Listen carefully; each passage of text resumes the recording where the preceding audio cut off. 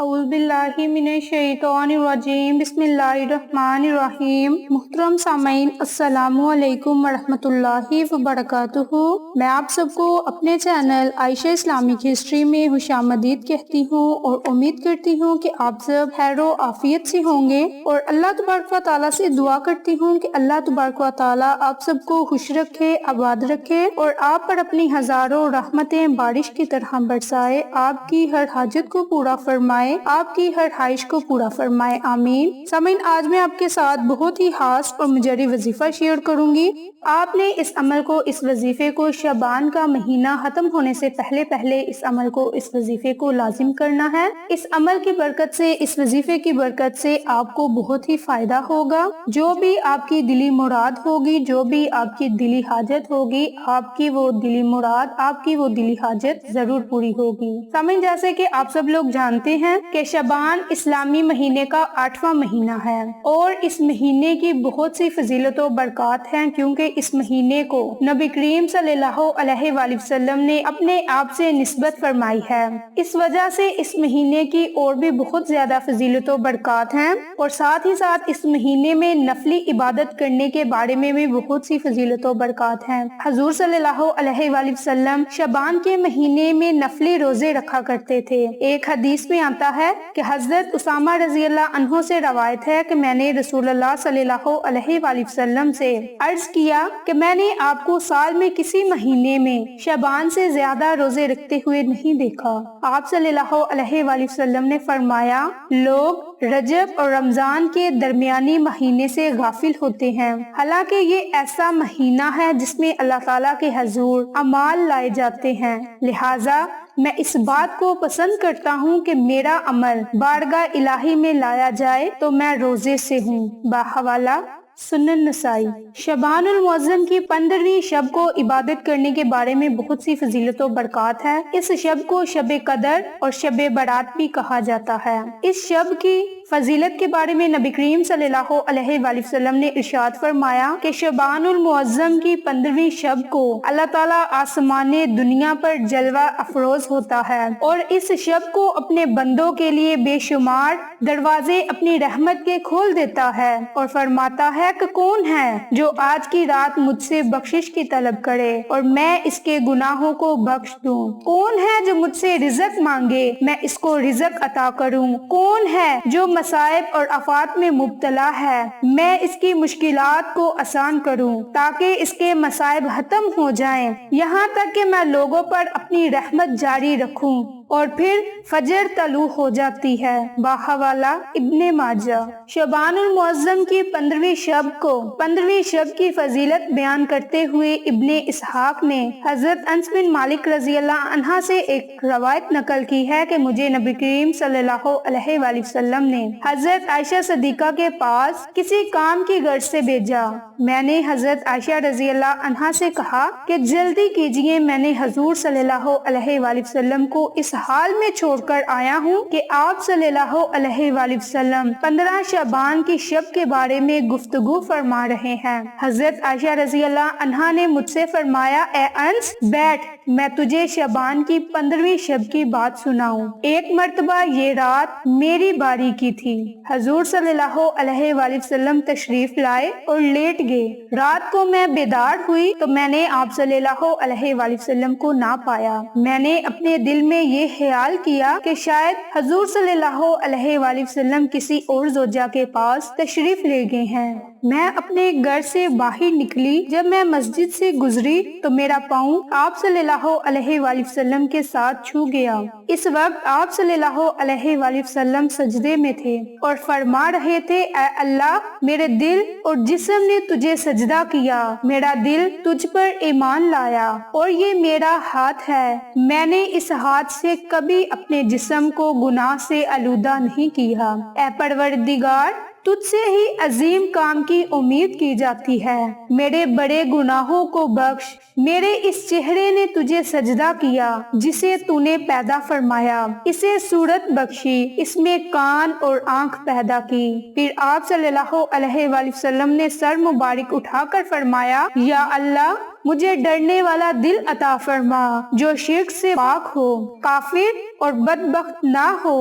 پھر آپ صلی اللہ علیہ وآلہ وسلم سجدے میں گر گئے۔ میں نے سنا آپ صلی اللہ علیہ وآلہ وسلم اس وقت فرما رہے تھے، یا اللہ تیری رضا کے ساتھ تیری ناراضی سے پناہ مانگتا ہوں، تیرے عفو کی تفیل، تیرے عذاب سے اور تیرے تفیل تیری گرفت سے پناہ مانگتا ہوں۔ میں تیری مکمل تعریف نہیں کر سکتا جیسے کہ تو نے اپنی تعریف کی ہے۔ میں وہی کچھ کہتا ہوں جو کچھ میرے بھائی حضرت داؤد نے کہا، میں اپنا چہرہ اپنے آقا کے لیے خاک آلودہ کرتا ہوں۔ میرے آقا اس لائق ہیں کہ اس کے آگے چہرہ خاک آلودہ کیا جائے۔ پھر آپ صلی اللہ علیہ وآلہ وسلم نے اپنا سر مبارک اٹھایا تو میں نے عرض کی، یا رسول اللہ صلی اللہ علیہ وآلہ وسلم، میرے ماں باپ آپ صلی اللہ علیہ وآلہ وسلم یہاں تشریف فرما ہے اور میں وہاں تھی۔ آپ صلی اللہ علیہ وآلہ وسلم نے فرمایا، اے حمیرہ، کیا تو نہیں جانتی کہ یہ 15 شعبان کی شب ہے؟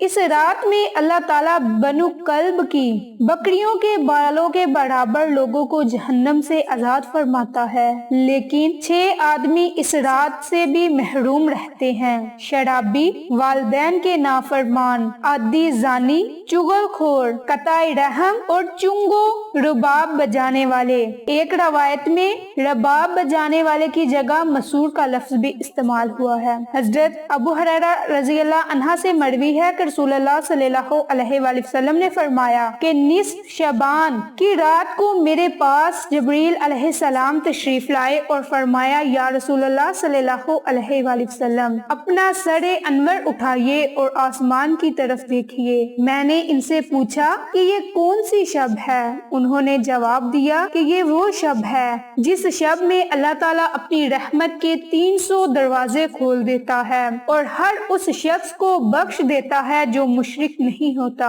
جادوگر، کہن، سود خور، زانی اور عادی شرابی نہیں ہوتا۔ اللہ تعالیٰ ان لوگوں کو اس وقت تک معاف نہیں فرماتا جب تک وہ توبہ نہ کر لیں۔ پھر جب رات کا چوتھائی پہر گزر گیا تو جبریل علیہ السلام پھر تشریف لائے اور کہا، یا رسول اللہ صلی اللہ علیہ وآلہ وسلم، اپنا سر اقدس اٹھائیے۔ آپ صلی اللہ علیہ وآلہ وسلم نے ایسا ہی کیا اور ملاحظہ فرمایا کہ جنت کے دروازے کھلے ہوئے ہیں اور پہلے دروازے پر ایک فرشتہ پکا ہے۔ خوشخبری ہو اس شخص کے لیے جس نے رات کو رکوع کیا۔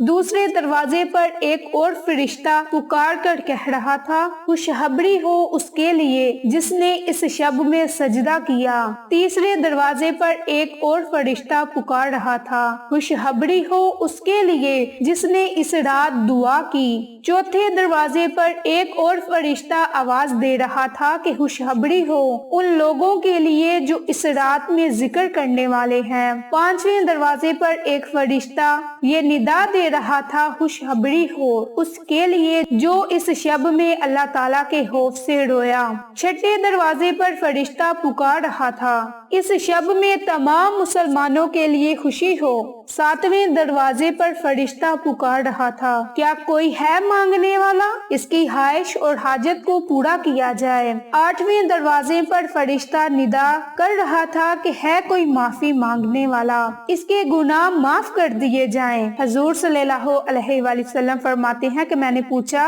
اے جبریل علیہ السلام، یہ دروازے کب تک کھلے رہیں گے؟ جبریل علیہ السلام نے کہا کہ رات شروع ہونے سے طلوع فجر تک۔ اس کے بعد جبریل علیہ السلام نے کہا، یا رسول اللہ صلی اللہ علیہ وآلہ وسلم، اس رات میں جہنم سے خلاصی پانے والوں کی تعداد بنی کلب کی بکریوں کے بالوں کے برابر ہوگی۔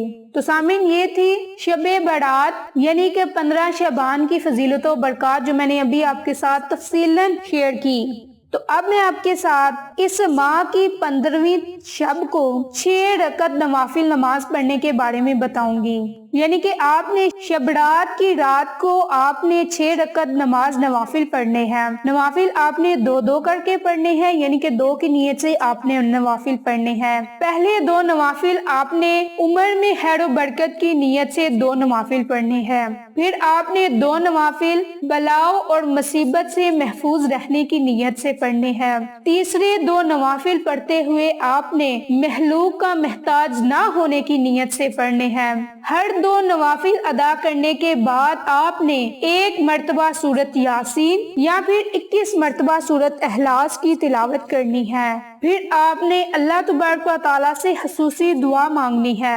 دعا آپ نے خلوص دل سے، پوری نیت سے، پورے یقین سے مانگنی ہے. رو رو کر مانگنا ہے، گر گرا کر مانگنا ہے، نہایت عاجزی سے مانگنا ہے. اپنے گناہوں کی آپ نے معافی طلب کرنی ہے. اپنی عمر میں خیر و برکت کی دعا کرنی ہے. مصیبتوں سے حفاظت کے لیے آپ نے دعا مانگنی ہے. اس دنیا میں آپ نے کسی کا محتاج نہیں ہونا. اس گھر سے آپ نے اللہ تبارک و تعالیٰ سے دعا مانگنی ہے. رو رو کر مانگنا ہے، گر گرا کر مانگنا ہے، نہایت عاجزی سے آپ نے اللہ سے دعا مانگنی ہے. تو آپ نے یہ 6 نوافل نماز عشاء کے بعد وتر اور نوافل پڑھنے سے پہلے آپ نے یہ نوافل پڑھنے ہیں. اور آپ نے جس نیت سے ان نوافل کو پڑھنا ہے وہ بھی میں نے آپ کو بتا دیا ہے. اس لیے آپ نے 6 نوافل پورے خلوص دل سے نیت سے ان نوافل کو ادا کرنا ہے. کیونکہ اللہ تبارک و تعالیٰ سنتا ہے جب کوئی دوسرا آپ کی پکار کو نہیں سنتا. اللہ تعالیٰ تمہاری دعائیں کبھی رد نہیں کرتا اور نہ ہی وہ تمہاری صداؤں کو نظر انداز کرتا ہے. وہ خالق کائنات ہے، اس کے اپنے معاملات ہیں، اس کے قبولیت کے لیے اپنے طریقہ کار ہیں. اس کا کن فرمانے کا ایک اپنا ہی انداز ہے. اس کے اپنے رنگ ہیں جس میں وہ انہی کو ڈالتا ہے جو اس کے حکم کو نظر انداز نہیں کرتا. جن رستوں پر اللہ تمہیں لے جاتا ہے ان رستوں پر تم اکیلے نہیں چلتے بلکہ وہ تمہارے ساتھ چلتا ہے. جب وہ غم کے حالات پیدا کرتا ہے وہ تمہیں ان حالات سے لڑنے کی ہمت بھی دیتا ہے. وہ نہ تمہیں خوشی میں تنہا چھوڑتا ہے نہ ہی غم میں. اور یوں تم مطمئن ہو جاؤ یہ جان کے کہ تمہارے پاس سب تھے تب بھی وہ تھا، اور جب تمہارے پاس کوئی نہ تھا تب بھی وہ ذات تمہارے ساتھ تھی. اور پھر تم سمجھو گے صرف اس کا ہونا کتنا بہتر ہے. تم اس سے بے خبر ہوتے مگر وہ ہر لمحہ تمہارے دل کی کیفیت کی خبر رکھتا ہے. تمہارے ذہن میں خیال کے آنے سے پہلے ہی وہ تمہارے ارادوں کو اور تمہارے ہر خوف کو جان لیتا ہے. اللہ جان لیتا ہے کہ کب تمہارا ضبط ٹوٹے گا، مگر تم نے خود پر جبر کیا، تم نے صبر کیا. تمہیں بس یقین رکھنا ہے کہ وہ تمہارا ہے. اس تک تمہیں پہنچنا نہیں پڑے گا بلکہ وہ خود رستہ ڈھونڈ کر تم تک پہنچا دیا جائے گا. یہ دکھ تو بس تمہیں اللہ سے آشنا کروانے کے لیے آتے ہیں، اور اداسی اور پریشانی تمہارا امتحان ہے کہ کب تک انتظار کرتے ہو. پھر تمہیں وہ سب واپس دے دیا جاتا ہے جس کے بارے میں تم اللہ سے بات کیا کرتے تھے، جس کے لیے تم راتوں کو اٹھ اٹھ کر التجائیں کیا کرتے تھے. جس نے دن کو رات میں بدل دیا، رات کو دن میں بدل دیا، اس طرح وہ تمہارے دل کو بھی بدل دے گا، تمہارے نصیب بھی بدل دے گا، تمہارے حالات بھی بدل دے گا، تمہارے وقت بھی بدل دے گا. وہ کن فرمائے گا اور سارا جہان بدل جائے گا. لا حاصل سے حاصل ہو جائے گا، ناممکن سے ممکن ہو جائے گا. وہ ایک حکم سے چاند کو 2 ٹکڑوں میں تقسیم کر کے اسے جوڑ سکتا ہے. اس رب کے لیے تمہاری ان خاک سے بنی ہاتھ کی لکیروں کو بدلنا کون سا مشکل کام ہے، جس کے ایک اشارے پہ مچھلی اس کے بندے کو زندہ ساحل پر چھوڑ دے، وہ کیسے پھر تمہیں اس اذیت کے سمندر میں ڈوبنے دے سکتا ہے. ایک دن ایسا بھی آئے گا جب سارے راز تم پر کھول دیے جائیں گے اور تم جان جاؤ گے کہ جہاں تم آج ہو وہاں تک پہنچنے کے لیے اس تکلیف سے گزرنا کتنا ضروری تھا، جسے تم سزا سمجھ رہے ہو، جسے تم مصیبت سمجھ رہے ہو، جسے تم تکلیف سمجھ رہے ہو، جسے تم بے سکونی سمجھ رہے ہو. اس کے بعد اللہ ایسا سکون دے گا کہ پھر بے یقینی، بے چینی کبھی روح کا حصہ نہیں بن پائے گی. تو آپ شب برات کی رات ان نوافل کو ضرور ادا کریں، اللہ سے رو رو کر التجائیں کریں، رو رو کر مانگے، انشاءاللہ اللہ تبارک و تعالیٰ آپ کو ضرور عطا کرے گا۔ اس کے علاوہ آپ اس ویڈیو کو جب بھی دیکھیں آپ ان نوافل کو پڑھ سکتے ہیں۔ اگر آپ ان نوافل کو 15 شعبان کے دن پڑھتے ہیں تو یہ زیادہ افضل ہے، اس کا زیادہ آپ کو اجر و ثواب ہوگا، لیکن اگر اس سے پہلے بھی آپ اس عمل کو کرنا چاہیں یا پھر اس کے بعد بھی آپ ان نوافل کو پڑھنا چاہیں تو آپ پڑھ سکتے ہیں، اس میں ایسا کوئی مسئلہ نہیں، کیونکہ یہ مہینہ تو اللہ کی رحمتوں کا مہینہ ہے۔ رو رو کر گر گرا کر اللہ سے مانگ لے، انشاءاللہ آپ کو ہر وہ چیز مل جائے گی جو آپ اللہ سے چاہتے ہیں۔ ویڈیو آپ کو پسند آئے تو اسے لائک، شیئر اینڈ سبسکرائب کیجئے اور صدقے کی نیت سے اپنے پیاروں کے ساتھ، اپنے جاننے والوں کے ساتھ شیئر بھی لازم کیجئے۔ انشاءاللہ پھر کسی نے اچھی ویڈیو کے ساتھ یا اچھی معلومات کے ساتھ آپ کی خدمت میں حاضر ہوں گے، تب تک کے لیے اجازت دیں۔ السلام علیکم ورحمۃ اللہ وبرکاتہ۔